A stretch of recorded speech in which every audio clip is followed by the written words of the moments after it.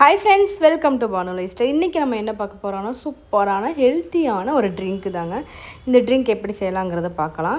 First அதுக்கு நம்ம பிஸ்தா, grapes, பாதாம், 3 அத்திப்பழம் எடுத்திருக்கேன். அப்புறம் கொஞ்சம் வால்நட்டு. இது 3 பேத்துக்கு இந்த ட்ரிங்க்கு கரெக்டாக இருக்கும்.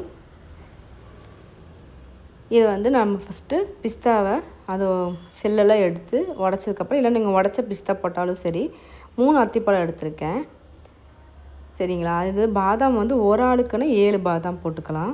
அப்படி நான் 3 பேர்த்துக்கு மிக்ஸ் பண்ணி நல்லா கழுகி அந்த தண்ணி ஊற்றுனதுக்கப்புறமா நான் இதில் தண்ணி முங்குற அளவுக்கு ஊற வைக்கணும்.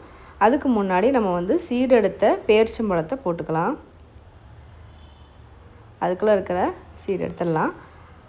தண்ணி முங்குற அளவுக்கு ஊற வச்சு ஒரு நாள் நைட்டு ஃபுல்லாக ஊறட்டும். ஒரு நைட்டு ஃபுல்லாக ஊறினதுக்கப்புறமா தான் நீங்கள் மறாவது நாள் காலையில் இதை மிக்ஸி ஜாரில் அப்படியே போட்டு அடித்து எடுத்துக்கலாம்.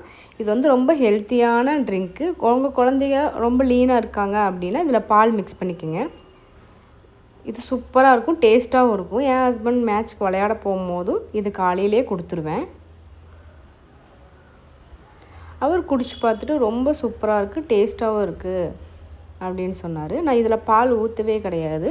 குழந்தைகளுக்கு நீங்கள் ஊற்றுறதானா ஊற்றி கொடுத்துக்கலாம்.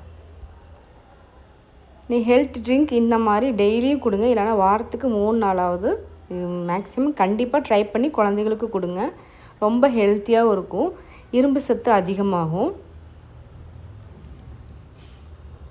ஓகே ஃப்ரெண்ட்ஸ், இந்த வீடியோ உங்களுக்கு பிடிச்சிருந்தா லைக் பண்ணுங்கள், ஷேர் பண்ணுங்கள், மறக்காமல் கமெண்ட் பண்ணுங்கள்.